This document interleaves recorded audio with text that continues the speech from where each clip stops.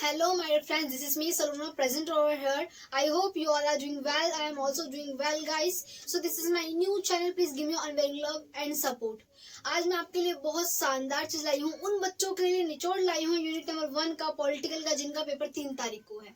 तो आप ध्यान से देखिएगा और आशा करती हूँ आपको अच्छा लगेगा। अगर आपको अच्छा लगे तो प्लीज लाइक कमेंट शेयर जरूर कीजिएगा। तो यहाँ पे देखिए, मैं भारत का संविधान एक परिचय, ये हमारा यूनिट नंबर 1 का जो चैप्टर है वो है। ठीक है, तो हम इसमें आज क्या क्या कंप्लीट करने वाला है, हम पूरा का पूरा चैप्टर सम अप कर देंगे इसी वीडियो के अंदर। तो देखिए है क्या कि इसमें हम क्या करने वाले, संघीय गणराज्य, कानून का शासन, ठीक है, शक्ति का विभाजन ये करेंगे, फिर उसका संप्रभुता, समाज और लोकतंत्र करेंगे, फिर उसके बाद धर्मनिरपेक्षता और सर्वधर्म समभाव। इन चीजों को आज हम विस्तार से विश्लेषण करेंगे और इसके निचोड़ को पूरा का पूरा जान लेंगे और पेपर में बहुत अच्छा करके आएंगे। मैं अपने उन सहपाठियों के लिए लेके आई हूँ जिन्हें इसे समझने में बहुत ज्यादा ही दिक्कत होती है। तो चलो समझना शुरू करते हैं इन चीजों को। ठीक है, हमने जब संविधान के बारे में जाना तो संविधान है क्या पहले ये जानते हैं। ठीक है, भारत के संविधान के बारे में, भारत के संविधान जो है वो क्या है, हमें संविधान की आवश्यकता क्यों होती है, इसकी विशेषता क्या होती है, ठीक है, और भारत का संविधान किस प्रकार का है, लचीला है या नहीं है, इन सब चीजों का आज हम विस्तार से जानेंगे। संविधान होता क्या है पहले आप ये जानो। ठीक है, संविधान क्या होता है हमारा, संविधान जो होता है हमारा, उसमें क्या होते हैं, उसमें नियम होते हैं। क्या होते हैं, उसमें नियम होते हैं। ठीक है, कानून होता है, क्या होता है, कानून होता है, दस्तावेज होते हैं, क्या होते हैं, दस्तावेज। ठीक है, दस्तावेज होते हैं, सरकार की शक्तियां होती हैं, क्या होती है उसके अंदर, सरकार की क्या होती हैं, सरकार की शक्तियां, सरकार की शक्ति होती है। ठीक है, शक्तियां होती हैं उसके अंदर, और जो है सरकार की शक्तियां बता देंगे, उनके अधिकार होते हैं उसके अंदर, क्या होते हैं, सरकार के अधिकार होते हैं। क्या होते हैं, अधिकार होते हैं। किसके अंदर होते हैं बच्चों, जो सरकार के अधिकार होते हैं वो होते हैं हमारे संविधान के अंदर। संविधान के अंदर इन सब चीजों का प्रावधान होता है। इसमें नियम होता है, कानून होता है, दस्तावेज, जो सरकार की शक्तियां होती हैं और उनके अधिकार का विस्तार से विश्लेषण किया गया होता है। ठीक है, तो ये हमें समझ आ गया, ये दिमाग में फिक्स हो गया एकदम अच्छी तरीके से। अब कोई भी पूछेगा हम डिट्टो एकदम फुल टू फुल कॉन्फिडेंस के साथ बता देंगे कि होता क्या है। ठीक है, हमने अभी ये जान लिया, उसके बाद हम जानेंगे कि क्या हमें संविधान के दायरे में रहना आवश्यक है या नहीं है। ठीक है, तो इसमें क्या है, जो भारत का संविधान है, ठीक है, जो संविधान बनाया गया है उसे हमें संविधान के दायरे में रहना चाहिए। ठीक है, इसमें कौन, देखो इसमें है क्या कि संविधान के दायरे में हम सबको रहना चाहिए। संविधान के नियम, कायदे, कानून का पालन करना चाहिए, उसका उल्लंघन नहीं करना चाहिए। ठीक है, चाहे कोई आम व्यक्ति हो, क्या हो, आम व्यक्ति हो, ठीक है, आम व्यक्ति हो, ठीक है, उद्योगपति हो,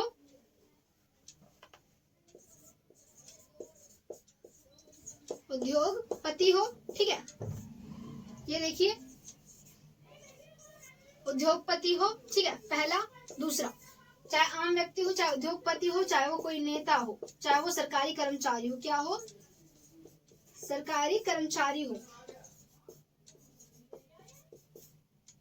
इनमें से कोई भी संविधान का उल्लंघन नहीं कर सकता है। कौन नहीं कर सकता है, चाहे वो आम व्यक्ति हो, चाहे वो कोई उद्योगपति हो, चाहे नेता हो, चाहे सरकारी कर्मचारी हो, इनमें से कोई भी संविधान का उल्लंघन नहीं कर सकता है। ठीक है, हमें संविधान के दायरे में रहना चाहिए, उसके नियम, कायदे, कानून का पालन करना चाहिए। अगर कोई नियम, कायदे, कानून का उल्लंघन करता है तो उसे सजा भी दी जाती है, संविधान के तहत उन्हें सजा दी जाती है। ठीक है, ये एक दंडनीय अपराध है, ये हमने समझ लिया। अब उसके बाद हम और चीजों को जानते हैं कि इसमें है क्या। ठीक है, अब हम संविधान जो हम बात कर रहे हैं, संविधान का निर्माण क्या हुआ ये बताते हैं। संविधान का निर्माण कब हुआ, किस प्रकार हुआ, संविधान बनकर कब तैयार हुआ, कितना समय लगा, इसके बारे में विस्तार से विश्लेषण करते हैं। संविधान जो है हमारा 26 नवंबर को, ठीक है, 26 नवंबर को 1949 को बन गया। ठीक है, क्या हो गया, बनकर तैयार हो गया, क्या हो गया, तैयार हो गया। ठीक है, 26 नवंबर 1949 को संविधान बनकर तैयार हो गया था। फिर उसके बाद 26 जनवरी, कब हमारा 26 जनवरी को 1950 को लागू किया गया। ठीक है, किसे लागू किया गया, संविधान को लागू किया गया। 26 जनवरी 1950 को संविधान को लागू कर दिया गया। इसे बनने में कितना समय लगा वो बताती हूँ मैं आपको। इसे बनने में 2 वर्ष, क्या पीछे पीछे बोलिएगा, 2 वर्ष 11 महीने और 18 18 दिन, क्या 18 दिन का समय लगा, 2 वर्ष 11 महीने 18 दिन। समझ आ गया, फिक्स हो गया माइंड में, बस क्लियर। आगे चलते हैं, इसे नोट कर लीजिएगा या फिर स्क्रीनशॉट ले लीजिएगा, क्योंकि अब तो हम भाई जानते हैं टेक्नोलॉजी के बारे में। तो स्क्रीनशॉट ले लीजिएगा, अपनी कॉपी में लिख लीजिएगा। उसके बाद क्या है, जो हमने संविधान के बारे में ये जान लिया कब बनकर तैयार हुआ। अब हम संविधान की विशेषता जानेंगे कि भारत के संविधान की क्या विशेषताएं हैं। ठीक है, क्या है भारतीय संविधान की, किसकी, भारतीय। ठीक है, हम क्या है, भारतीय हैं। ठीक है, भारतीय संविधान की।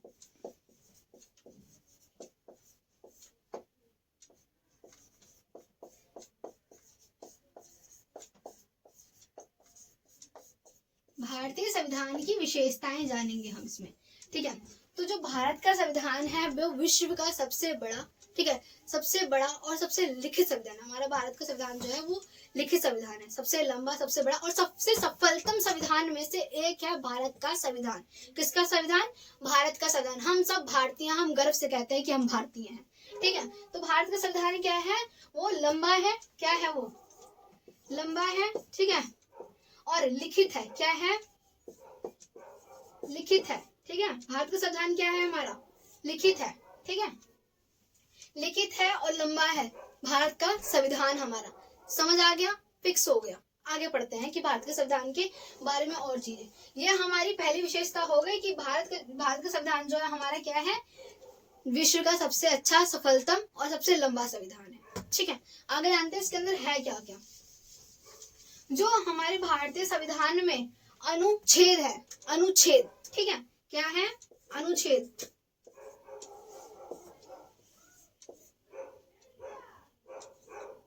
ठीक है, अनुच्छेद जो है वो 395 है। ठीक है, 395 अनुच्छेद थे, वर्तमान में कितने हैं वो बता देती हूँ मैं। वर्तमान में 448 है। कितने हैं, 448 है। उसके बाद क्या है कि इसके अंदर जो हमारे भाग है, भूलिएगा मत, भाग जो थे हमारे वो 22 थे। कितने थे, 22 थे, परंतु वर्तमान में 25 हैं। कितने हैं, वर्तमान में लिख देती हूँ आपको कोई दिक्कत ना हो। ठीक है, वर्तमान में कितने हैं हमारे भाग, 25। ठीक है, उसके बाद क्या है, अनुसूचियां। ठीक है, हमारी जो अनुसूचियां हैं वो कितनी हैं, वो 8 है। मैं लिख देती हूँ अनुसूचियां भी।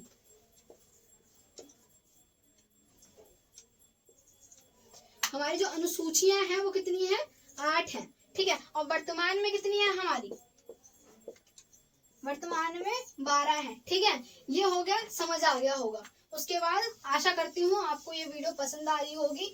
प्लीज लाइक, कमेंट, सब्सक्राइब कर दीजिए, क्योंकि इसे बनाने में बहुत समय लगता है, हम बहुत मेहनत करते हैं इसके पीछे। ठीक है, इसके बाद क्या है कि हमने समझ लिया इसके अंदर होता क्या है। अब हम आगे जानते हैं कि भारत के संविधान के अंदर, क्या ये भारत का संविधान लचीला है, क्या ये बहुत कठोर है, क्या हम इसका संशोधन कर सकते हैं, क्या नहीं कर सकते हैं, इसके बारे में विस्तार से विश्लेषण करने वाली हूँ आपको। अब कोई भी डाउट नहीं होगा। यूनिट नंबर 1 के अंदर आप बहुत अच्छी तरीके से पेपर की तैयारी कर रहे हो। अगर आपने ये वीडियो देख ली तो आपको पढ़ने की जरूरत भी नहीं होगी, इतने दावे से कहती हूँ, क्योंकि आपको ये अगर एक एक कॉन्सेप्ट बहुत अच्छे से क्लियर हो गया तो। ठीक है, तो इसमें क्या है, हमने संविधान के बारे में चीज जानी। अब क्या है, लचीलापन। जो भारत का संविधान है, क्या है, भारत का संविधान, भारत का जो हमारा संविधान है ना वो क्या है, कठोर और लचीला। ठीक है, दोनों ही है। हम भारत के संविधान में जो है, मैं आपको अच्छे से बताती हूँ कि भारत के संविधान में हम संशोधन कर सकते हैं। ठीक है, परिस्थितियों को देखते हुए, मद्देनजर रखकर हम संशोधन कर सकते हैं अगर हमें आवश्यकता वर्तमान में महसूस होती है। ठीक है, परंतु ये नहीं कि हम अपनी मर्जी से कभी भी संशोधन कर सकते, क्योंकि ये कठोर भी है। यानी कि अब अगर हमें संशोधन की आवश्यकता महसूस हो रही है वर्तमान में कि कुछ चीजों को हमें सुधारना चाहिए, तो हम सुधारेंगे, अवश्य सुधारेंगे। अभी वर्तमान में 2021 के अनुसार, ठीक है, 2021 के अनुसार 105 बार संशोधन हो चुके हैं। 105 बार संशोधन हो चुके इसमें, संविधान में। समझ आया, आशा करती समझ आ रहा होगा आपको। ठीक है, तो ये हो गया हमारे जो भारत का संविधान है, ना कठोर है ना लचीला है। ठीक है, आवश्यकता पड़ने पर हम इसमें संशोधन कर सकते हैं। ठीक है। परंतु ये भी नहीं कि हमारे मन चाहे ढंग से कभी भी हम संशोधन कर ले। इसके लिए एक क्रिया होती है, इसके लिए एक समय सीमा होती है, ठीक है। और इसमें सभी की सहमति होना बहुत आवश्यक, एक व्यक्ति के चाहने से नहीं हो सकता है। जैसे कि मैं आपको बताती हूँ मौलिक अधिकारों के बारे में थोड़ा सा, ठीक है। जैसे कि हम सभी जानते हैं कि हमें जो है मौलिक अधिकार दिए गए हैं, सभी भारतीय नागरिकों को मौलिक अधिकार प्रदान किए गए हैं, ठीक है। मौलिक अधिकारों की संख्या पहले 7 थी, ठीक है। कितनी थी? मौलिक अधिकारों की संख्या पहले 7 थी, ठीक है। पहले मैं लिख देती हूँ आपको, ठीक है। मौलिक अधिकार, क्या? अधिकार, ठीक है। मौलिक अधिकार की संख्या कितनी थी? पहले 7 थी, परंतु अब जो है मौलिक अधिकार की संख्या वो 6 है, ठीक है। इसमें कौन कौन से? इसमें हमारा आता है समानता का अधिकार, ठीक है। किसका अधिकार? समानता का अधिकार, ठीक है। स्वतंत्रता का अधिकार,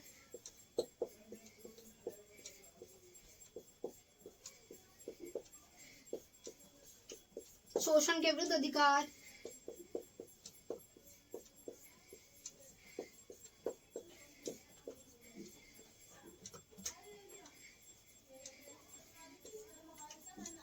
ठीक है। शोषण के विरुद्ध अधिकार, ठीक है।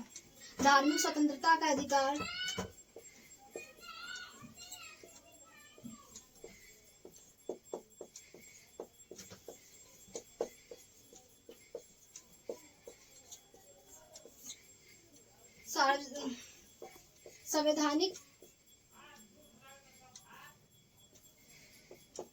संवैधानिक उपचारों का अधिकार,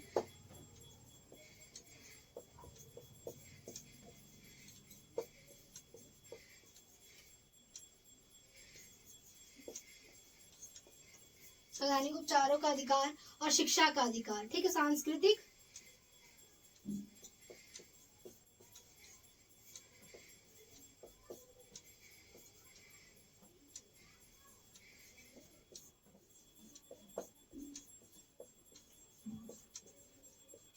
ठीक है।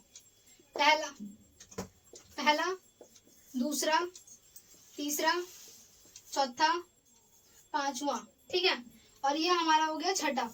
6 मौलिक अधिकार दिए गए हैं। समानता का अधिकार, यह समानता का अधिकार, स्वतंत्रता का अधिकार, शोषण के विरुद्ध अधिकार, धार्मिक स्वतंत्रता का अधिकार, संवैधानिक उपचारों का अधिकार, शासकीय शिक्षा का अधिकार, ये हमारे अधिकार है, मौलिक अधिकार। अभी आप बोलोगे कि हमारे 7 थे, ये 6 कैसे हो गए? उसके बारे में आपको विस्तार से बताती हूँ मैं, ठीक है।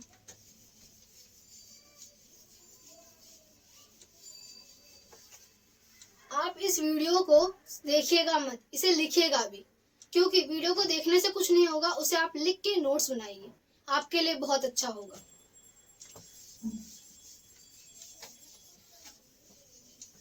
तो इसमें है क्या कि जो हमारा 7वां अधिकार था ना, जिसे हटा दिया गया है, ठीक है।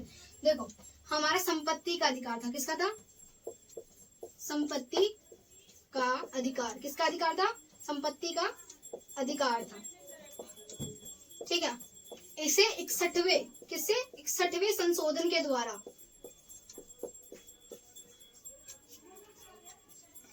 मोटर ना छोटिए के नहाते पर्वत हो दे 61वें संशोधन के द्वारा जो है 1989 में हटा दिया गया, ठीक है। 61वें संशोधन के द्वारा 1989 में इसे हटा दिया। किसे हटा देगा? संपत्ति के अधिकार को हटा दिया गया। जो संपत्ति का अधिकार है, अब वो क्या है? आपके मन में ये प्रश्न चल रहा होगा, तो वो बता देती हूँ मैं। जो संपत्ति का अधिकार क्या है वो, ठीक है।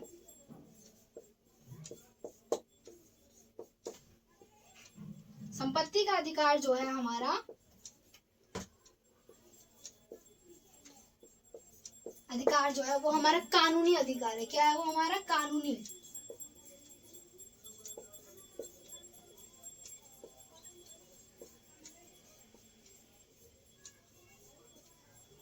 ठीक है। संपत्ति का अधिकार हमारा कानूनी अधिकार है, ठीक है। इसमें अब मैं ये आपको समझ आ गया होगा कि क्या है क्या नहीं है, कॉन्सेप्ट क्लियर हो गया होगा। आशा करती हूँ आप लिख रहे होंगे। शुरू करती हूँ दूसरा, सार्वभौमिक व्यस्मत अधिकार हमने सुना होगा। मेरे सहपाठियों, मेरे से थोड़ी सी गलती हो गई थी, उसके लिए मुझे क्षमा कीजिएगा। मैं उसके लिए तहे दिल से शर्मिंदा हूँ, परंतु मैं उसे अभी मेरे को समझ आ गया उसके अंदर था क्या। ठीक है, जो संपत्ति का अधिकार था, मुझे माफ कीजिएगा, संपत्ति के अधिकार को जो है हटाया गया था, वो 44वें संवैधानिक संशोधन के द्वारा हटाया गया था। ठीक है, 44वें संशोधन के द्वारा।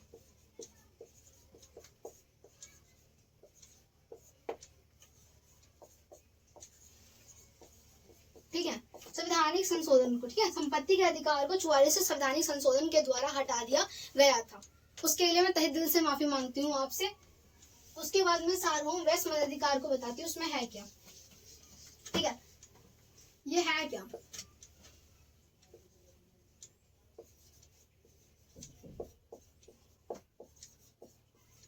सार्वभौमिक, ठीक है,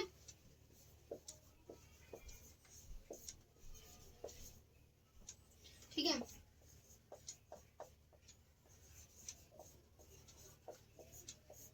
जो सार्वभौम वैश्विक मत अधिकार है, इसके अंतर क्या है कि पहले सार्वभौम वैश्विक मत अधिकार जो था, हम पहले ना अभी हम अगर हम 18 वर्ष की आयु है हमारी, हम भारत के नागरिक हैं, तो मत डाल सकते हैं, यानी हम वोट दे सकते हैं, हम वोट देने लायक हैं। ठीक है, अगर हमारी आयु 18 वर्ष है तो हम क्या कर सकते हैं, वोट दे सकते हैं। परंतु अगर पहले क्या होता था, अब तो हम देने लायक है, 18 वर्ष की आयु में हम वयस्क माने जाते हैं और हम अपना वोट दे सकते हैं अपने मन चाहे नेता को। ठीक है, परंतु जो है पहले 21 वर्ष जो था, 21 वर्ष के लोग होते थे, ठीक है, वर्ष के लोग ही जो है मत दे सकते थे, परंतु इसे घटा के जो है 18 वर्ष कर दिया गया। ये 61वें संवैधानिक संशोधन के द्वारा था, यही मेरे से गलती हो गई थी, 61वें संशोधन के द्वारा।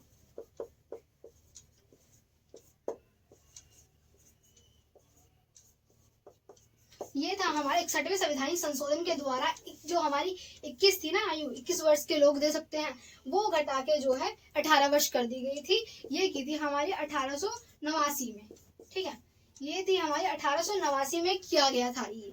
ठीक है, 1889 में 61वें संवैधानिक संशोधन के द्वारा जो है, जो 21 वर्ष की आयु थी उसे घटा के 18 वर्ष कर दिया गया था। ये था इसके अंदर हमारा। उसके बाद क्या, हमने मौलिक अधिकारों को जान लिया और भारतीय संविधान के बारे में विस्तार से समझ लिया। अब भारत में सर्वधर्म समभाव क्या है ये जानते हैं। क्या, सर्वधर्म समभाव, भाव, ठीक है, सर्वधर्म समभाव ये है क्या। इसमें जो है हमारे गांधी जी ने, ठीक है, और हमारे जो है विपिन चक्रवर्ती ने, ठीक है, इन लोगों ने क्या किया था, इन्होंने इसका सहयोग किया था। इस शब्द का उपयोग जो है सितंबर में किया गया था। कब किया गया था, सितंबर में किया गया था, 1930 में किया गया था। ब्रिटिश सरकार की नींव हिलाने के लिए इस शब्द का उपयोग किया गया था और ये वेदों में लिखा गया था कि सभी धर्म जो है समान है। ठीक है, संविधान के द्वारा सभी धर्म जो है समान है। ठीक है, और परंतु उनके मार्ग अलग अलग हो सकते हैं, परंतु जो पर्पस है वो एक ही, ईश्वर की बंदगी करना, और भगवान जो है एक है। ठीक है, तो इसमें ये कहा गया था कि हम जो है भगवान के बंदे हैं, यानी हम भगवान के द्वारा दिए गए एक ब्लेसिंग है, भगवान का आशीर्वाद है। ठीक है, तो मुस्लिम, ठीक है, किसे, जो हमारे मुस्लिम लोग हैं,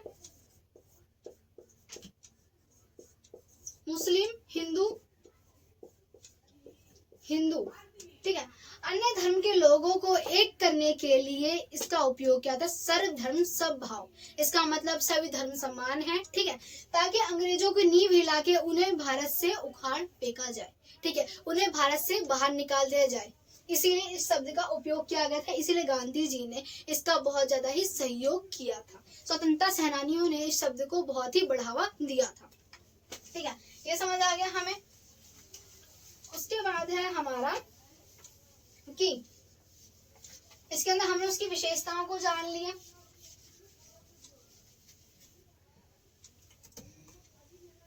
जो भारत का संविधान है, हमने उसकी विशेषताओं को जान लिया, विस्तार से विश्लेषण कर लिया कि इसके अंदर था क्या, भारत का संविधान किस प्रकार का है। ठीक है, तो हम इसको बहुत अच्छी तरीके से जाने। अब हम इसके अंदर एकल नागरिकता के बारे में जानेंगे। तो भारत के अंदर जो है, हमारे भारत के अंदर क्या है, अंदर जो है एकल नागरिकता का प्रावधान है।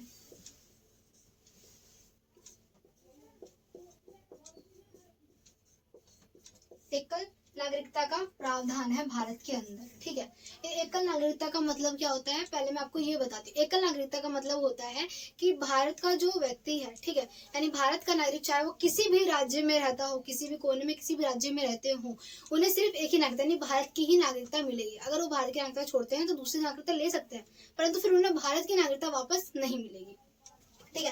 परंतु जो अमेरिका है, यूके है, ऑस्ट्रेलिया है, स्विट्जरलैंड है, क्या, अमेरिका, यूके, ऑस्ट्रेलिया, स्विट्जरलैंड, इन 4 जगहों पे जो है दोहरी नागरिकता का प्रावधान है। दोहरी नागरिकता मतलब कि ये अपने देश की नागरिकता तथा दूसरे देश की नागरिकता को भी ले सकते हैं, इसके अंदर ये बताया गया है, ठीक है। ये होती है हमारी एकल नागरिकता और दोहरी नागरिकता, ठीक है। समझ आ गया, ये कॉन्सेप्ट क्लियर हो गया, आशा करती हूँ। और शक्तियों का विभाजन क्या है वो बताती हूँ, ठीक है।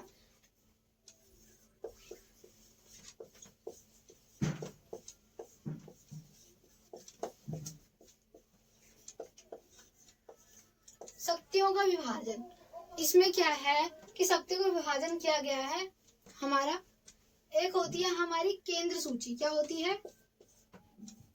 केंद्र सूची। एक होती है हमारी राज्य सूची, क्या होती है, राज्य सूची। एक होती है हमारी समवर्ती सूची, क्या होती है, समवर्ती सूची, ठीक है।